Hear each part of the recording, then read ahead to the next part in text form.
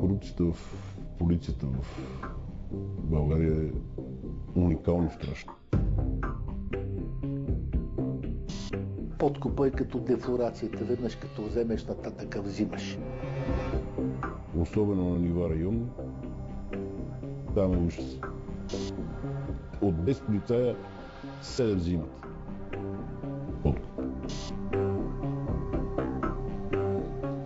Тези служители просто се хранят на две маси. Около 7000 се смяташе, че могат да докарват месечно.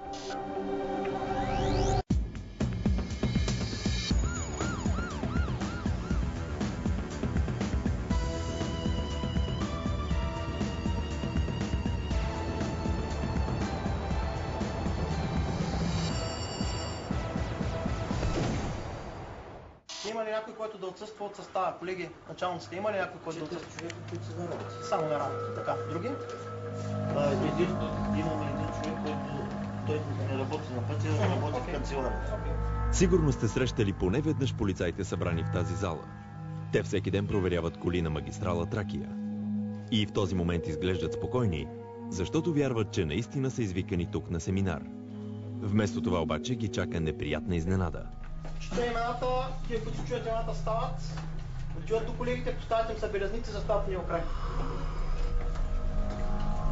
Георги Георгиев.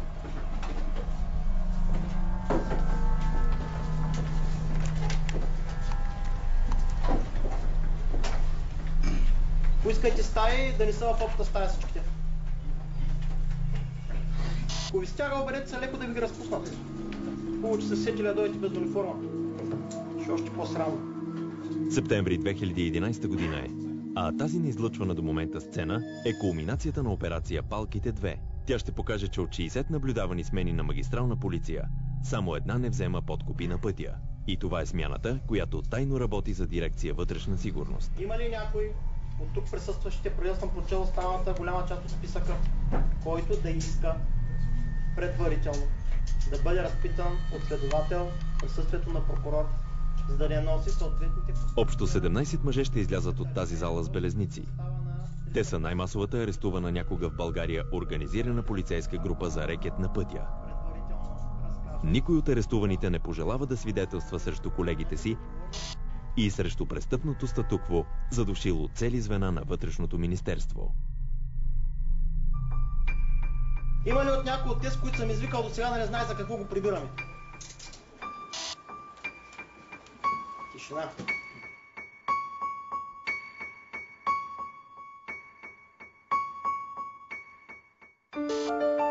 И аз съм човек, който дълги години се занимава с всичко, което е, от което изкарат пари, но което не е чисто. В смисъл такъв, че е криминално. И съм имал сблъсъци с полицията на почти си всякакви нива.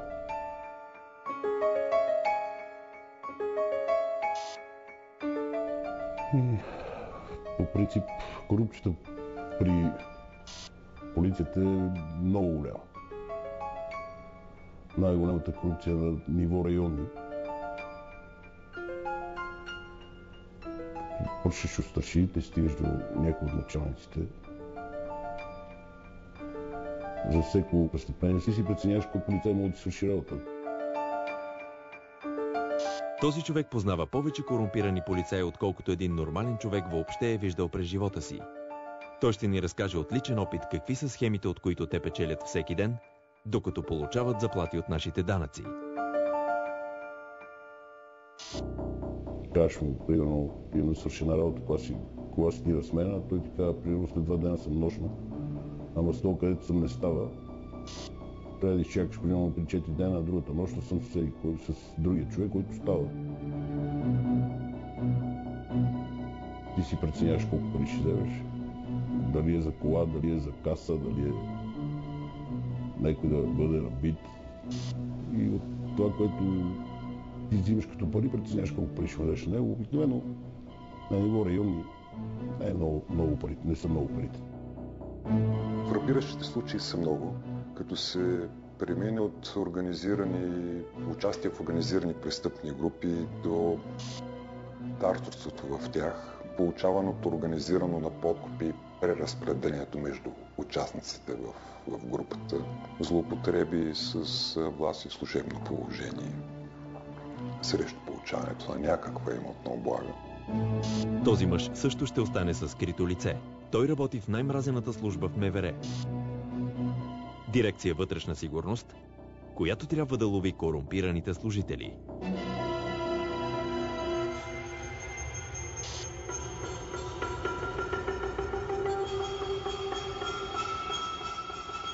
Ловът сам по себе си два вида. Общ лов и подборен лов. По-скоро бих казал, че се чувствам като на подборен лов. Има известна подозрителност и на моменти омраза. Основно в тези, които има защо да изпитват подобни чувства към нас. В рамките на разговора става известно къде работя. Настъпва мълчание в продължение няколко минути, което чувствам, че събеседника преосмисля онова, което е казал пред мен. Самото име вътрешна сигурност всява респект.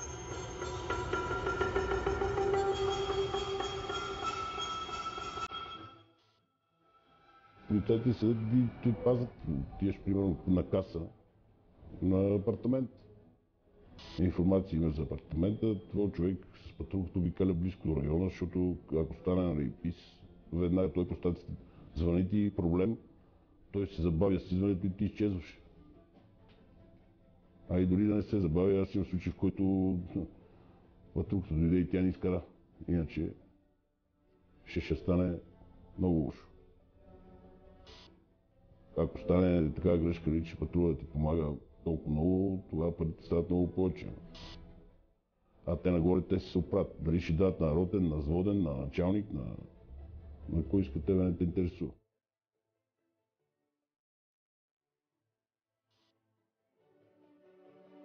Едно е да работиш срещу престъпници, а друго е да работиш срещу престъпници, които следва да работят срещу престъпниците. Документирането на престъпления, извършени от служители, е предизвикателство. А срещу нас стоят хора, които познават изцяло използваната методология за работа. На тях са им известни всички методи и способи за доказване. Работа по принцип на контингента е да си работи с старшините.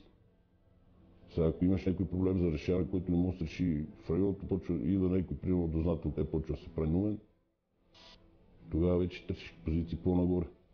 Всеки един от тия си има началник. Все до един началник стигаш, който началник обича лукса. Така е в всяка една сфера. Дали ще ДДС ще правиш, дали коли ще крадеш, дали апартаменти ще крадеш. Дирекция полиция така и така нататък. Има даже хора, къде върват и викат: аз съм човека, да знаете, от днеска при мен е всичко.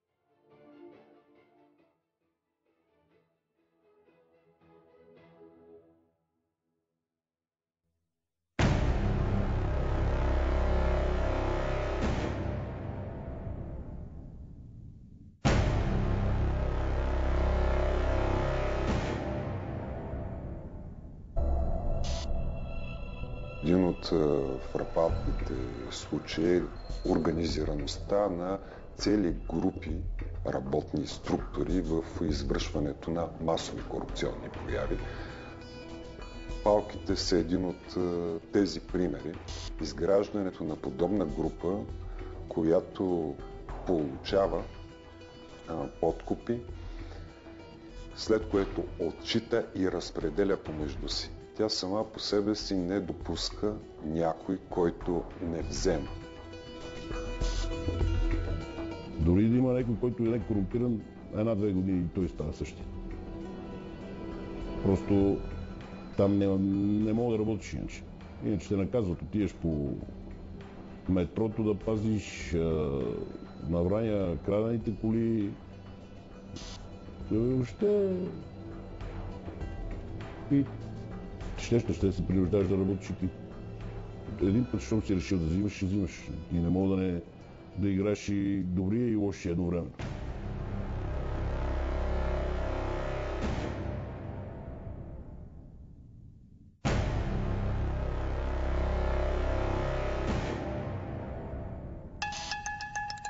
Според секретно изследване на МВР, корумпираният служител е мъж в 95% от случаите. Той е над 35 години – 70%, обвързан е 72% и има деца – 82%.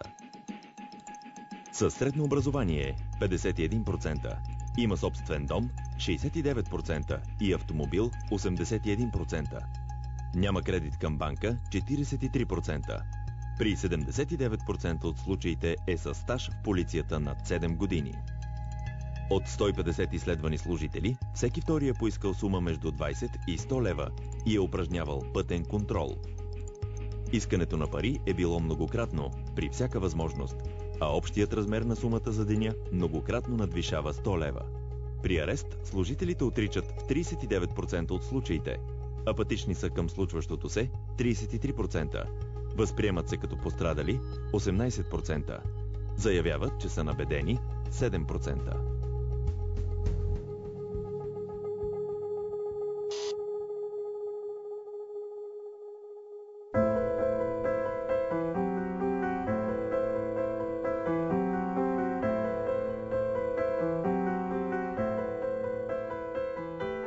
Примерно при МПС-тата патрула върти през нощта, през деня, примерно един-два дена засича една и съща кола луксозна, която знае, че може да се открадне, засича едно и също место, взима адреса, казват и други ден сме ние нощна, може да се свърши работа, отидеш, гледаш, окей, имаш издаване за тази кола.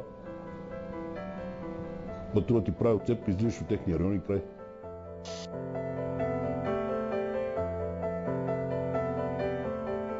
Полицаят, който ще бъде арестуван след секунди, заработва частно с топ палка на пътя.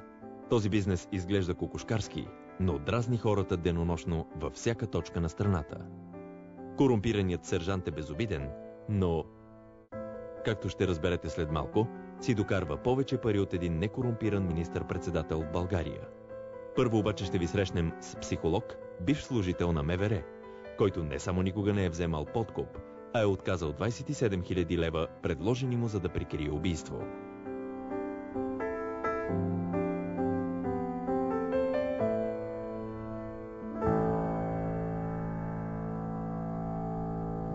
Решението един човек да се корумпира го взима сам. В никакъв случай това не е защото на него не му достигат пари, а просто защото иска да има повече пари.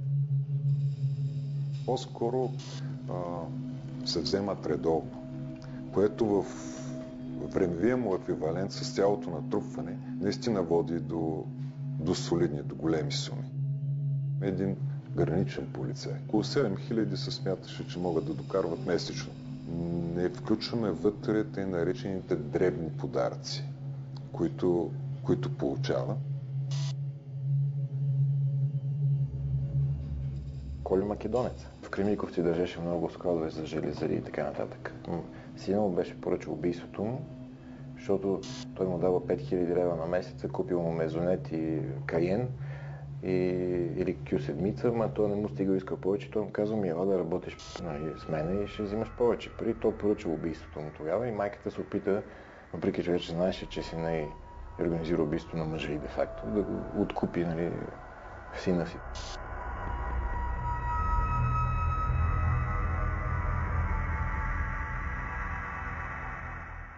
Едно удобство при тях няма, те си свикнали. Те се едно си отиват по районото и си взимат заплата. Тия на кражбите си докарват по 3-4 хиляди лева на месец. Те и повече. Те работят там в полицията само да тръгва се трусваш. Ама друго там на държавна работа, карта в тебе, пистолета в тебе. За осигуровки ти плащат, болнични ти плащат. Отделно оттам взимаш пари, отделно от мен взимаш пари.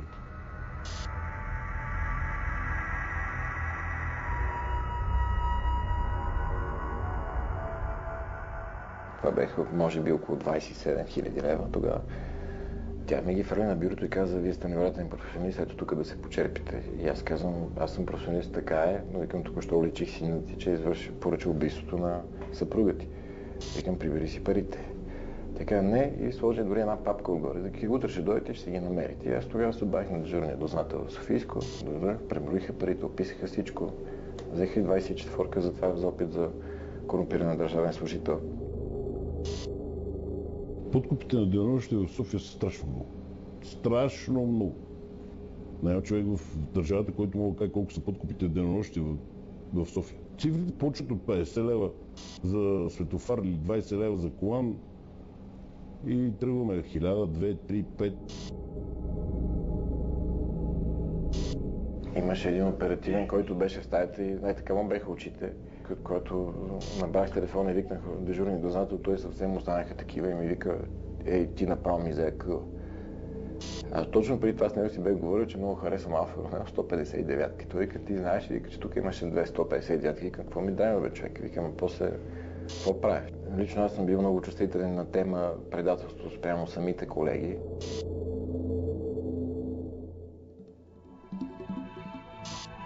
За 5 години в дирекция вътрешна сигурност на МВР са получени 2567 сигнала срещу корумпирани служители. От тях основателни са се оказали 932 случая. В резултат 262 служители са били уволнени дисциплинарно. 555 са предадени на прокуратурата за разследване и съд. 218 са преместени извън корупционната среда. 321 са наказани, а на 58 е отнет достъп до работа с класифицирана информация. За да прикриват схемите за вземане на подкупи, служителите най-често използват така наречения прав телефон за връзка само с съучастника си. Крият се от видеокамери за наблюдение, използват посредник при вземането на парите, принуждават жертвата да обменя парите в чендж бюро, за да избегнат допир до маркирани или третирани с химикал банкноти. Ако това е служител, който продължителен период от време прикрива извършването на престъпления, като да речеме наркотрафик или трафик на акцизни стоки, контролира твърде много комуникациите, които съществява с членовете на престъпната група. Извършват непрекъснати самопроверки, дали не са обект на СРС, прилагане на специално разузнавателно средство. Сменят по няколко пъти маршрута си на движение. Работата въобще с служителите от оперативните служби е малко по-трудна. Няма тази, как го кажем, показност. Ползват кодирани изрази. Да речем, оговаряме се да отидем на лов, в което си оговаряме мястото на срещата. Говориме за размер на боеприпаса, който ще използваме. Всъщност това е, оговаряме суми. По отношение на служителите в икономическа полиция, знам и са ми разказвали колеги, как доста често всъщност се събира екипа, решава се по какви случаи може да се работи и съответно може да се вземе подкуп.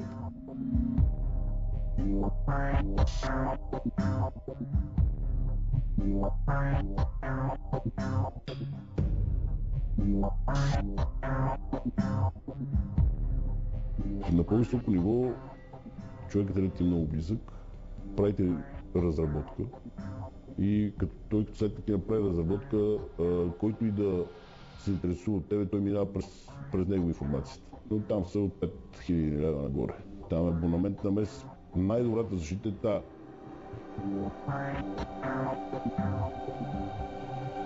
От криминалния контингент, с който съм работил през годините, дори съм чувал, че много по-евтино им е на тях да корумпират полицаи, защото така или иначе ще се спасят в крайна сметка, но просто ви коства повече пари да корумпират прокурор или съдия, който ще им реши генерално проблема.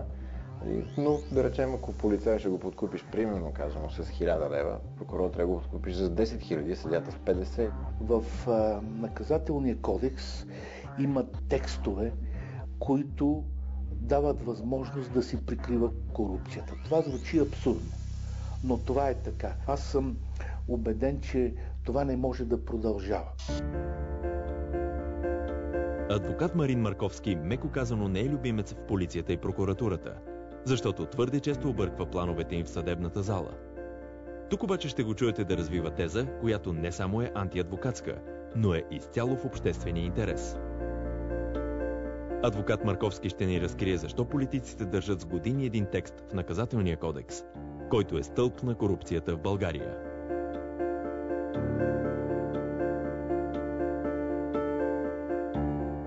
Има един член, 307 в наказателния кодекс, който защитава хората, които взимат подкупи. Текстът определя, че този, който провокира към подкуп, носи наказателна отговорност. Ако се знае, че някой полицай взима подкуп. Разбира се, ще трябва този човек да бъде изобличен за това, че взима подкупи. Това може да стане, когато някой, когато той не познава, му даде пари. И тези пари да бъдат белязани. Да, ама член 307 казва, че това е престъпление. Тоест, ако служител на дирекция вътрешна сигурност с цел документиране или доказване на получаването на подкуп постави друг служител в ситуация, в която да му предложи и той вземе, това води до наказателна отговорност за предлагащия подкуп. Това е нещо, което е не само интелектуално непоносимо, а е практически много опасно. Има комисия за борба с корупцията при президентството, при Народното събрание, при всяко едно министерство. А 10 реда в наказателния кодекс препятстват ефективността на тази борба.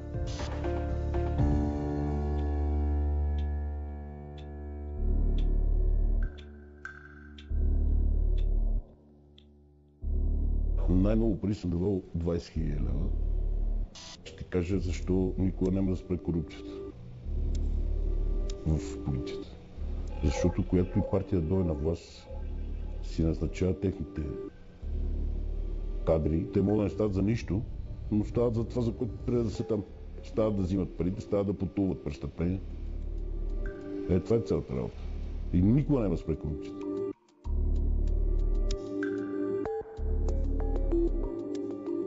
Даже съм си мислил, че не може хората, които са в коридорите на властта, те са интелигентни хора, разбира се, така майсторски да обират хората, затова трябва човек да му работи мозъка. Нарочно не са го запазили този текст, защото той им дава гаранция за сигурност, когато се отиде някъде на много високо ниво, с много големия плик, този, който взима, ще е спокоен, защото знае, че по този начин не може да бъде изобличен. Това е забранено от закона.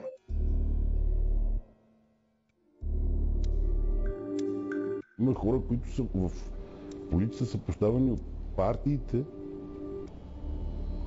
за да върви схемата през тях. Те да взимат парите и да ги разпределят. Има хора, които не са мърдани при примерно 3-4 правителства, той си е на това место. Защото и едните партии и другите партии знаят, че той е човека, който през него минават парите. Там парите са много и човекът трябва да е на много голямо ниво. Многото големи пари на много високо ниво стигат, естествено, че стигат до партии. Абсолютно задължително. Трябва да си премахне този член 307. Този текст е много опасен, той е грозен. Той показва, че в държавата има само симулация за борба с подкупите.